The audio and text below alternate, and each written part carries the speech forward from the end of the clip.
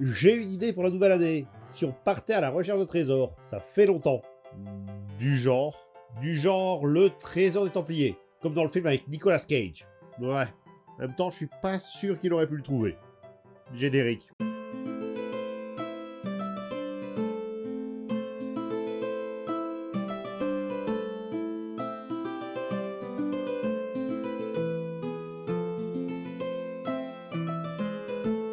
Salut à tous, est-ce que vous connaissez Benjamin Gates? Pour connaître l'origine du personnage, on doit revenir à la fin des années 90. À la genèse du projet, on y trouve deux hommes, Oren Aviv, un producteur et scénariste américain qui vient de voir son dernier film scénarisé dans la boîte, qui est aussi le premier d'ailleurs, Rocketman. Je me présente, je m'appelle Elton Hercule, John. Non, pas ce Rocketman, celui-là. Si j'étais le roi. L'autre homme, c'est Charles Segars, qui a produit quelques années plus tôt la série LA Friday. Une série qui a disparu de l'univers. J'ai cherché partout, personne ne la connaît. Tout ce qu'il en reste sur la toile, c'est cette image. Les deux hommes, ils ont une idée derrière la tête, en créant le hold-up le plus insensé de l'histoire, celui de la déclaration d'indépendance. Ouais, tout part de cette scène précisément. Je vais voler la déclaration d'indépendance. Avec leur idée sous le bras, ils vont voir John Turteltaub, qui termine son instinct avec Anthony Hopkins, un réalisateur bien connu de la firme aux grandes oreilles, puisqu'il en est déjà à 5 films produits par Disney, sur 7. Et le temps que le film se fasse, on sera passé à 6 sur 8, avec l'ajout de Sal Bob. Il y a un gamin qui vient d'entrer. L'idée plaît au monsieur, qui va alors s'associer à Jerry Bruckheimer pour la suite. Maintenant que tout est en place, il faut un script. Ce dernier est confié à Jim Koof, scénariste surtout connu pour avoir écrit Rush Hour. Seulement ce script, il ne va pas forcément plaire à tout le monde. Premier souci, notre Koof, il s'est un peu emballé sur son premier jet, le film étant estimé à 4 heures. Le script est alors confié à E. Max Fry, le scénariste d'Amos et Andrews, et moi j'aime bien Amos et Andrews, et je suis sûr que vous ignoriez l'existence de ce film. Et par la suite, c'est le couple Weberley, Cormac et Marianne qui prend la relève.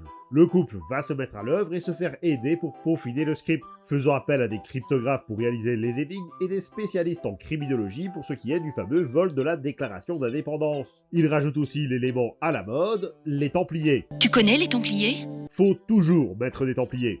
Quand j'y pense, cette histoire d'assassins et de Templiers, ça n'a pas de sens. Mais vu que les Templiers ils ont cané depuis un petit moment, on va plutôt mettre les francs-maçons. En plus ça tombe bien, George Washington en était un. Viennent ensuite Lowell Gans et Bambaloo Bendel dans direct Dead TV, pour finalement arriver entre les mains de Ted Elliott et Terry Rossio, qui avaient écrit un film de pirates un peu plus tôt. La planète au trésor. Ouais, et une autre saga de pirates qui a fait un peu parler d'elle. Une fois l'histoire écrite, Nicolas Cage rejoint le casting dans le rôle principal, suivi de Sean Bean pour le rôle de Ian Howe. Ils sont accompagnés par Diane Kruger qui signe ici son 3e film aux États-Unis et Justin Bartha dans le rôle de Riley. On conclut avec l'arrivée d'Harvey Keitel dans le rôle de l'agent du FBI Sadusky, ainsi que John Voight et Christopher Plummer pour jouer le reste de la famille Gates, et continuer ainsi la tradition débutée par Indiana Jones et la dernière croisade. En effet, s'il n'y a que 12 ans d'écart entre Connery et Ford, il n'y en a que 9 entre Plummer et Voight. Mais justement, qui c'est la famille Gates? La famille Gates, elle remonte à plusieurs siècles. Le membre le plus ancien connu est Benjamin Patrick Gates. Oui, vous allez vite vous en rendre compte, au niveau des noms, ils ont jamais été cherchés très loin. Cet ancêtre, on a très peu d'infos sur lui. Il est né en 1568 et a épousé une certaine Alice. Et oui, c'est tout. Mais ça nous permet au moins de savoir que les Gates, ce sont des Irlandais vivant à Londres. Si ça se trouve, ils ont aidé à planquer le trésor de Francis Drake. On peut reparler de ça plus tard? Benjamin, il aura 2 enfants.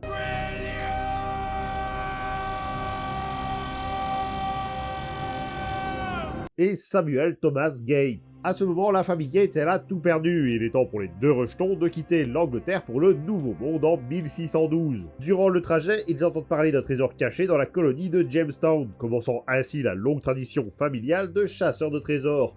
Une chasse qui les amènera jusqu'à l'île de Roanoke, la première colonie anglaise sur le sol américain, avant qu'elle ne disparaisse mystérieusement, donnant à l'île le surnom de colonie perdue. De là, l'arbre généalogique se divise en deux, mais je vous rassure, pas pour longtemps. Dans un premier temps,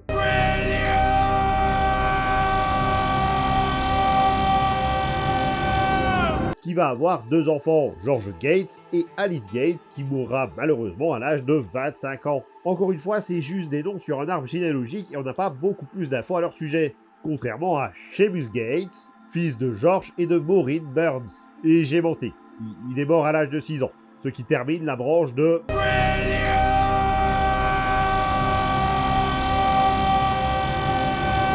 Samuel, de son côté, il va épouser Elizabeth Martin, une amie de Pocahontas. Comme ça rajoute un personnage historique, c'est toujours bien. Ensemble, ils auront 2 enfants, Benjamin, encore, et John. Du côté de John, ça va encore aller très vite, parce qu'encore une fois, pas d'infos sur lui ou sur ses descendants. Il va épouser une Victoria Wall avec qui il aura un enfant, Edward James Gate, qui aura à son tour une fille avec Mary Dunleavy, Martha Gates, qui va mourir à l'âge de 5 ans. Voilà, si un jour vous devez faire un arbre généalogique et que vous ignorez comment détruire des branches, tuez les gosses. Pour ce qui est de Benjamin, pas le vieux, pas le jeune, mais celui entre les deux, il va épouser une Elizabeth. Et je vous arrête tout de suite, non, il n'a pas épousé sa mère. Ici c'est Elizabeth White. Ensemble, ils auront un fils, John Patrick Gates. À croire qu'il n'y a que 3 prénoms valides dans la famille. À partir de là, on a une petite ellipse pour arriver à Thomas Samuel Gates. Donc il semble original, mais est-ce qu'on peut me rappeler le nom du fils de Benjamin?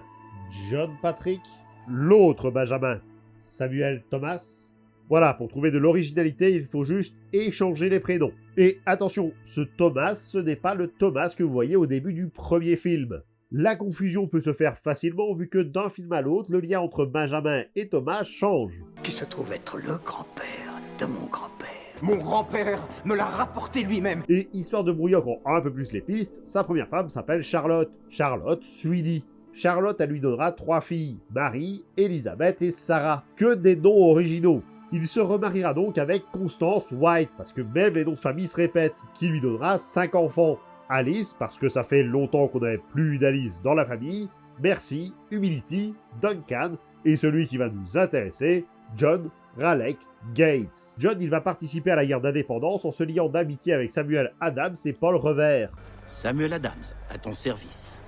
Et contrairement à la majeure partie des Gates, John il n'est pas intéressé par les trésors, préférant se tourner vers le futur plutôt que vers le passé. Après, on n'échappe pas à son destin et il va se retrouver dans une quête au trésor malgré lui.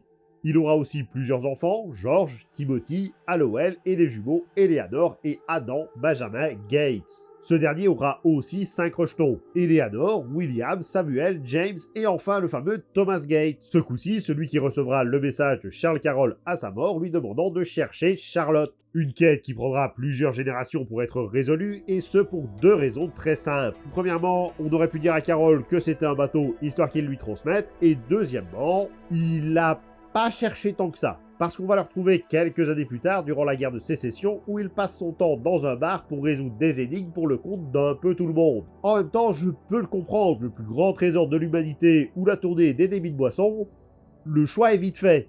À sa mort, il laissera un fils, Charles Carroll Gates, qui reprendra le flambeau pour partir à la recherche de Charlotte, mais sans trop de succès. Bon, il gardera toujours dans un coin l'histoire de son père qui s'est fait tuer dans un bar pour la raconter à son petit-fils devant la cheminée. L'histoire t'a été racontée par grand-père Charles. Ou comment traumatiser des gamins. À partir de là, on tombe sur les 3 derniers membres de la famille Gates. John Adams, qui sera intéressé par les trésors, mais qui n'arrivera pas plus à trouver qui est Charlotte. Donc, je doute de son efficacité. Je veux dire, venant de la part de quelqu'un qui se trompe de 2 générations dans son arbre généalogique. Qui se trouve être le grand-père de mon grand-père. À sa suite, on trouve Patrick Henry Gates, l'enfant rebelle de la famille qui s'est détourné des quêtes aux bijoux de famille. Les quêtes qui sont de famille, pas les bijoux. Il passera quand même quelques années à traquer Charlotte sans plus de succès avant de déclarer forfait et d'abandonner toutes ces histoires, ce qui nous amène au dernier des Gates, Benjamin Franklin, qui, en quelques années, est arrivé plus loin que n'importe lequel de ses ancêtres en découvrant qui est Charlotte. Et avant de parler un peu plus de Charlotte, je voudrais vous faire remarquer quelque chose vis-à-vis de leurs prénoms. Le premier et le dernier membre connu des Gates s'appellent tous les 2 Benjamin? Non. Enfin oui, mais je voulais surtout faire remarquer que les 4 dernières générations c'était Charles Carroll, John Adams, Patrick Henry et Benjamin Franklin, soit le nom des révolutionnaires américains. Bon, et si on essayait de trouver ce fameux trésor des Templiers? Comme on l'a dit dans la partie précédente, la chasse au trésor commence avec une note disant que le secret repose avec Charlotte. Par contre, on ignore si Charlotte est l'indice de départ ou s'il y a déjà une dizaine d'énigmes pour en arriver là. Par exemple, l'œil qui voit tout sur le billet de $1 ne sert strictement à rien dans la chasse au trésor. Ah oui, et je suis persuadé que ce plan, c'est un hommage à ce plan. Peut-être que si on parlait du Charlotte, ça apporterait quelques pistes supplémentaires. Ok, vendu. Parce que le Charlotte, vous ne le savez peut-être pas, mais c'est un vrai bateau. Un bateau qui est à la base anglais. Et c'est très particulier pour les francs-maçons, dont font partie George Washington et John Adams, d'utiliser un navire de la nation contre laquelle ils sont en guerre pour protéger leur trésor. Le bateau a pris la mer pour la première fois en 1784 et était surtout un navire prisonnier conduisant les détenus de l'Angleterre à l'hémisphère sud principalement, notamment dans les Caraïbes et en Australie. Parmi les passagers, on retrouve un certain James Boutworth, condamné aux travaux forcés en Nouvelle-Galles du Sud pour avoir volé un coq et 2 poules. La justice, ça rigolait pas à l'époque. Le navire continuera ainsi sa carrière jusqu'en 1789 où il deviendra un navire plus commerçant, faisant le voyage entre Londres et la Jamaïque, jusqu'au début du 19e siècle où il sera visiblement revendu aux Canadiens. Une vente qui se fera certes, mais pas très longtemps puisque le bateau disparut entre Québec et Liverpool en 1818. Ce qui nous permet de savoir que ce type que vous voyez dans le film s'appelle en réalité M. Cole. Ce capitaine s'accroche d'ailleurs au prochain indice comme tout bon capitaine dans une histoire d'aventure. Qu'est-ce qu'on a là? À l'intérieur de ce tonneau se trouve une pipe en écume de mer qui, une fois démontée, donne 2 parties. Un magnifique bateau, mais ça, on s'en fout, et une inscription sur son manche. On dit manche, on va dire manche, qui donne le prochain indice. La légende tracée par la teinte révélée, la clé en silence incarcérée, 55 en l'acier trempé que Monsieur Matlack ne peut altérer. Cette phrase, c'est un rébut, et quand rébut, ré plus soif. Je vais vous passer tout le cheminement de pensée qui amène à la solution, parce que c'est assez long et on aura le temps de revenir sur une partie, mais si la subtilité peut être reconnue dans les premiers vers, c'est de suite moins le cas pour les derniers. Non, parce que parler directement de Monsieur Matlack, c'est un peu pointer vers l'indice suivant. Timothy Matlack, c'est un homme qui est connu majoritairement pour une seule chose, avoir rédigé la déclaration d'indépendance. Parce qu'avant ça, il était brasseur. C'est vous dire à quel point ils étaient dans la dèche pour demander aux barman du coin s'ils pouvaient pas écrire le document le plus important de leur nation. Alors, je veux bien croire que pour le commun des mortels, cette information ne dise pas grand chose aux gens, mais j'ai du mal à imaginer que Benjamin Gates, un patriote tellement obsédé par les révolutionnaires américains que sa famille nomme ses enfants par leur nom, mette 2 minutes montre en main pour faire le lien. Faut dire, je pense que c'est l'autre erreur qui lui a mis le doute, et le fait qu'il ne le relève pas m'échappe totalement. Quelle autre erreur ? Bah, la phrase juste avant. 55 en l'acier trempé. Qui est censé faire référence aux signataires de la déclaration d'indépendance. Sauf qu'ils n'étaient pas 55, mais 56. En effet, même si la déclaration a été écrite en 1776, elle n'a été signée par tous les membres du Congrès que l'année suivante, principalement parce qu'il a fallu leur amener la déclaration à Pat pour qu'ils la signent. C'est donc en 1777 que Thomas McKean, le dernier signataire, posera son nom sur le document. Et même si la pipe a été construite entre 76 et 77, ce qui veut toujours bien dire qu'elle a été confiée à un navire anglais, vous n'allez pas me faire croire qu'il ne savait pas combien de personnes devaient signer le document. Donc, le prochain indice, la déclaration d'indépendance. Je vais passer les péripéties à grands coups de vol du document pour se concentrer sur l'indice suivant, les lettres de Silence Dogood. Alors déjà, c'est qui cette Silence? C'est quoi ces lettres? Eh bien Silence, c'est un homme et pas n'importe lequel puisqu'il s'agit de Benjamin Franklin. Sauf que Benjamin, il avait un frère, James Franklin, et c'est lui qui va nous intéresser. James est un imprimeur pour la Gazette de Boston, mais qui fondera en 1721 son propre journal, le Courant, aux côtés de sa femme déjà, mais surtout du frangin Franklin. Il demandera également l'aide d'un club, le Hell's Fire Club, un nom qui respire la bienveillance. Il faut savoir que ce groupe, avec un nom pareil, était une parodie de religion et était lui-même dirigé par Philip Wharton, l'un des tout premiers francs-maçons. Comme ça reboucle sur le trésor, c'est bien. Par contre, le club fermera ses portes la même année, donc niveau soutien, ça se pose là. Et pour en revenir à Silence, oui, donc Benjamin, il aimerait bien être publié dans le journal, sauf que son frère refuse. Pour une raison que j'ignore totalement. En plus, vu que c'était l'un des associés, il aurait pu s'imposer. Bref, devant le refus du grand frère, Benjamin décide alors de créer un personnage, Madame Silence Dogood, pour publier ses histoires. Et histoire de ne pas se faire choper trop vite, il dépose la lettre sous la porte de l'imprimerie afin que James la découvre le matin pour la publier. Donc, si je suis bien, son frère, c'est un nom catégorique, mais par contre, une lettre random déposée devant sa porte par quelqu'un qu'il ne connaît pas, c'est open bar. C'est un peu l'idée, oui. Cet échange de lettres, il durera environ 7 mois, chaque lettre étant publiée à 15 jours d'intervalle. Et pendant la diffusion de ses écrits, qui, concrètement, c'est juste Silence qui raconte sa vie, il n'y a que 3 réactions possibles. Ceux qui sont amusés par la vieille dame et ceux qui répondent par des lettres enflammées depuis qu'ils ont appris qu'elle était veuve, en n'ayant toujours pas vu sa tronche. T'as pas dit 3 réactions? Oui, bah le souci c'est qu'à un moment donné, James va se rendre compte qu'il s'est fait berner par son frère de 16 ans. Et là, il va avoir la 3e réaction. Très mal le prendre et engueuler son frère comme un malpropre qui, dans la minute, dépose sa démission, va prendre ses clics et ses claques et se barre pour Philadelphie. Je sais pas à quoi ressemble James en colère, mais visiblement c'était suffisant pour te donner envie de déménager. Ça refroidirait bon nombre d'amateurs. Donc, on a la déclaration d'indépendance, on a les lettres, qu'est-ce qu'on fait avec les deux? Eh bien, on utilise un chiffrement d'Ottendorf, qui est un mot complètement inventé pour l'occasion. En vrai, ça s'appelle juste chiffrement littéraire. En gros, au dos de la déclaration d'indépendance se trouve une série de chiffres menant à des lettres dans les lettres. Mais ça peut être n'importe quel autre texte. Par exemple, la déclaration d'indépendance a été utilisée pour le chiffrement de Bill. Du moins, un de ces 3 textes qui devrait également mener à un trésor. Et ça fait 140 ans que des types le recherchent. Par contre, je suis personnellement un peu déçu qu'à aucun moment dans le film, il n'utilise le chiffrement de Cornelius Agrippa. Il a quoi ce chiffrement précisément? Il se base sur la croix de Malte, l'un des symboles des Templiers, d'où son autre nom de chiffrement des Templiers. Une fois le code déchiffré, on obtient une phrase. La vision unique du précieux passé s'offre lorsque l'ombre de l'heure vient frapper la maison de Pass and Stow. Ce qui fait évidemment référence à... La cloche de la liberté. Ah, je déteste quand ils font ça.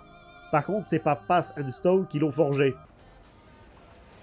Alors, ça vous embouche un coin, ça? Et il me tarde déjà de l'apprendre. La cloche de la liberté, elle a en réalité été commandée par la colonie de Pennsylvanie, à Leicester and Pack, une fonderie londonienne. Je sais pas si vous saisissez l'ironie du truc. L'un des symboles de la guerre d'indépendance des États-Unis vis-à-vis de la couronne d'Angleterre a été forgé par des Anglais.